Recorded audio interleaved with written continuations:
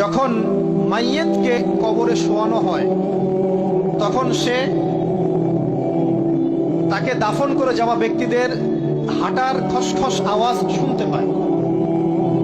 এরপরে তাকে যখন শুইয়ে দেওয়া হয়, সে যদি মুমিন ব্যক্তি হয় তাহলে তার মাথার দিকে তার সলাত এসে দাঁড়িয়ে যায়। দুনিয়াতে আপনি যে নামাজগুলো পড়েছেন, আমি যে নামাজগুলো পড়ছি, এগুলো মাথার দিকে দাঁড়িয়ে যায়। ডান দিকে চলে আসে তার সওম মানে কি রোজা, বাম দিকে চলে আসে যাকাত, তারপরে পায়ের দিকে চলে আসবে তার আত্মীয়তার সম্পর্ক রক্ষার ইবাদত, তার যে অন্যান্য দান সদকা, তার নফল আমল, তার তাসবিহ তাহলিল, তার কোরআন তেলাওয়াত ইত্যাদি পায়ের দিকে চলে আসবে। এখানে একটা হাদিস এসেছে, সূরাতুল মুলক যে ব্যক্তি রাতের বেলা তেলাওয়াত করবে, কোন সূরা ভাই? তাবারাকাল্লাযী বিয়াদিহিল মুলক ওয়া হুয়া আলা কুল্লি শাইইন কাদির। এই সূরা যে ব্যক্তি রাতের বেলা করে তেলাওয়াত করবে, ইনশাআল্লাহ সূরা মুলক কবরে তার সাথে থাকবে এবং কবর আযাব থেকে সূরা মুলক তাকে বাঁচাবে ইনশাআল্লাহ। আমি বুঝাচ্ছি যে কি অবস্থাটা হবে। এবার দুজন ফেরেশতা মাথার দিক থেকে আসবেন, আসতে চাইবেন, সালাত বলবে এখান দিয়ে আসা যাবে না, এদিক দিয়ে আসা যাবে না। ডান দিক দিয়ে আসতে চাইবেন, এদিক দিয়ে আসা যাবে না। বাম দিক দিয়ে আসতে চাইবেন, যাকাত বলবে এদিক দিয়ে আসা যাবে না। পায়ের দিক দিয়ে আসতে চাইবেন, আমলগুলো বলবে এদিক দিয়ে আসা যাবে না। তারপরেও তারা আসবেন, চোখগুলো হবে নীল এবং কালো বর্ণের, নীলাভ চোখের, কালো। মুনকার নাকি উঠে বসিয়ে দেওয়া হবে। এবার তিনটা প্রশ্ন। প্রথমে প্রশ্ন হচ্ছে কি, মান রব, তোমার রবকে? তখন মুমিন বান্দা বুক ফুলিয়ে বলবে রব্বি আল্লাহ, আমার রবকে আল্লাহ। পৃথিবীতে যে ব্যক্তি আল্লাহর সাথে শিরিক করে নাই, আল্লাহর তাওহীদের উপর থেকেছে এবং তার উপরে মৃত্যুবরণ করেছে, ইনশাআল্লাহ সে ব্যক্তি এর উত্তর নির্দ্বিধায় দিতে পারবে ইনশাআল্লাহ। আর দুনিয়াতে যে বা যারাই আল্লাহর সাথে শিরিক করবে, আল্লাহর সাথে শিরকের পাপে লিপ্ত হবে, ওই অবস্থায় মারা যাবে, তাওহীদের উপর থাকবে না, কোশ্চিন কালেও মান রব্বুক উত্তর দিতে পারবে না। তারপরে প্রশ্ন হয়ে যাবে মা দীনুক, তোমার দিন কি ছিল? মুমিন বান্দা উত্তর দিবে কি, দিন ইয়াল ইসলাম, আমার দিন ছিল ইসলাম। এখানে শুনে রাখেন, পৃথিবীতে যারা ইসলামকে পরিপূর্ণরূপে পালন করবে তারাই এই উত্তর দিতে পারবে ইনশাআল্লাহ। যারা ইসলামকে ঠাট্টা বিদ্রুপের হাসি তামাশার পাত্র বানিয়েছে, মন চাইলে কিছু করি, মন চাইলে কিছু করি না, সহজ করে একটু আমল করি, বাকি কিছুর আমল ধারি না, হ্যাঁ, নামাজ পড়ি, সুদ ছাড়তে পারি না, ঠিক আছে, বছর বছর ওমরা করি, এদিকে ঘুষ দুর্নীতি ছাড়তে পারি না, ইসলামকে ঠাট্টা তামাশার পাত্র বানিয়েছে, এরা কোশ্চিন কালে উত্তর দিতে পারবে না মা দীনুক। দিনে পরিপূর্ণরূপে ইসলামে প্রবেশ করতে বলেছেন আল্লাহ রাব্বুল আলামিন। যারা পরিপূর্ণরূপে ইসলামে প্রবেশ করবে এবং ইসলামের প্রতিটা মৌলিক বিধান মেনে চলবে, ইনশাআল্লাহ তারা এর উত্তর দিতে পারবে। এরপরে আসবে তৃতীয় প্রশ্ন। নবী সাল্লাল্লাহু আলাইহি ওয়াসাল্লামকে দেখানো হবে, যখন দেখানো হবে তখন সূর্য যখন ডুবে যায়, যে দৃশ্যটা আমরা দেখতে পারি না, ওই দৃশ্যটা ভেসে উঠবে এবং মুমিন বান্দা অস্থির হয়ে যাবে, বলবে আমাকে ছেড়ে দাও, আমি নামাজ পড়বো। সুবহানাল্লাহ।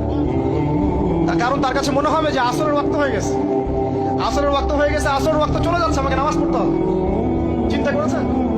ওই যে একটা হাদিস আছে না, যে 7 শ্রেণীর মানুষকে আল্লাহ রাব্বুল আলামিন আরশের ছায়া দিবেন। তার মধ্যে এক শ্রেণীর মানুষকে, যার অন্তর মসজিদের সাথে ঝুলে থাকে, তার মন মসজিদের সাথে ঝুলে ছিল, এই সূর্য ডুবে গেল বলে আমাকে ছেড়ে দাও, আমি নামাজ পড়তে যাব। তখন ফেরেশতারা বলবেন তোমাকে নামাজ পড়তে দেয়া হবে, তবে তার আগে তুমি এর উত্তর দাও। কি উত্তর? এই ব্যক্তির দিকে তাকাও। তখন নবী সাল্লাল্লাহু আলাইহি ওয়াসাল্লামকে দেখানো হবে, সাল্লাল্লাহু আলাইহি ওয়াসাল্লাম দরুদ পড়বেন। বলা হবে যে এই ব্যক্তির সম্পর্কে তোমার কি ধারণা? মান হাযা রাজুলু বুইসা ফিকুম, এই ব্যক্তি কে, যাকে তোমাদের কাছে পাঠানো হয়েছিল? মুমিন ব্যক্তি নির্দ্বিধায় বলে দিবে যে তিনি হচ্ছেন আমার নবী মুহাম্মদুর রাসূলুল্লাহ সাল্লাল্লাহু আলাইহি ওয়াসাল্লাম। দেখুন, পৃথিবীতে যে বা যারাই নবী সাল্লাল্লাহু আলাইহি ওয়াসাল্লামের সুন্নতের উপর আমল করবে, ইনশাআল্লাহ সে তার উত্তর দিতে পারবে। দুনিয়াতে যারা নবীর সুন্নতের 5 পয়সা পরোয়া করছে না, তার আদর্শের 5 পয়সা দাম দিচ্ছে না, তারা কোশ্চিন কালে উত্তর দিতে পারবে না। নাম হতে পারে আব্দুর রহমান, আব্দুর রহিম, নবীর সুন্নতের ধার ধারে না, তারা উত্তর দিতে পারবে না। নবীর সুন্নতের গুরুত্ব কত গভীর, এটা আমাদেরকে এখান থেকে বুঝতে হবে। তাই প্রিয় যুবক ভাইরা, মুসলিম ভাইরা, আমাদের জীবনটাকে নবীর আদর্শ এবং সুন্নতে ঢেলে সাজাতে হবে। সকাল থেকে সন্ধ্যা পর্যন্ত প্রতিটা কাজ করবো কার তরিকায়? রাসূলের তরিকায়। নামাজ পড়বো তার তরিকায়, রোজা, সিয়াম, হজ, যাকাত, আমল, মুআমালাত, আখলাক সব কার তরিকায়? নবী সাল্লাল্লাহু আলাইহি ওয়াসাল্লামের তরিকা অনুযায়ী ইনশাআল্লাহ। আল্লাহ পাক তৌফিক এনায়েত করুন, আমিন।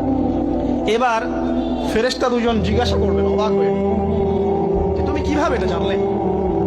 তুমি কিভাবে এই 3টা প্রশ্নের উত্তর দিতে পারলে? কারণ বেশিরভাগ মানুষ তো উত্তর দিতে পারবে না, বেশিরভাগ মানুষই এই উত্তর দিতে পারবে না। কারণ কিয়ামতের মাঠে 1999 জন মানুষ জাহান্নামে যাবে। নাউজুবিল্লাহ। তো এটা কঠিন পরীক্ষা। আল্লাহ রাসূল সাল্লাল্লাহু আলাইহি ওয়াসাল্লাম বলেছেন যে নিশ্চয়ই তোমাদেরকে এখানে পরীক্ষায় ফেলা হবে, আর তোমরা যদি এই পরীক্ষা জেনে তোমাদের মৃতদেরকে দাফন করা থেকে বিরত না থাকতে, তাহলে আমি তোমাদেরকে শুনিয়ে দিতাম কবরে কেমন পরীক্ষা হয়।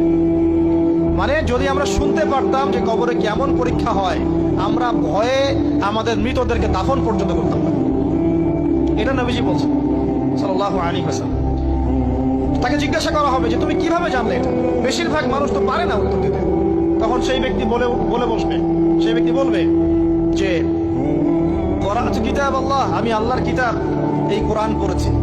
মুমিন বলবে আমি আল্লাহর কোরআন পড়েছি, ফাআমানতু বিহি, আমি এর উপর ঈমান এনেছিলাম, ওয়া সাদ্দাকতু, এবং সত্যায়ন করেছিলাম। অতএব দুনিয়াতে যারা দিনের জ্ঞান অর্জন করছে না, কোরআন পড়ছে না, হাদিস পড়ছে না, পড়াশোনার চেষ্টা করছে না, জানার চেষ্টা করছে না, কবরে পাওয়া ডিফিকাল্ট আছে। এটা একটা অন্যতম প্রশ্ন। আমরা কিন্তু মনে করি 3টা প্রশ্ন হচ্ছে, আসলে প্রশ্ন হচ্ছে কয়টা? 4টা। 3টার পরে আরো একটা এক্সট্রা। কিভাবে জানলে? তখন উত্তর দিচ্ছে আমি আল্লাহর কিতাব পড়েছি, ঈমান এনেছি, সত্যায়ন করেছি।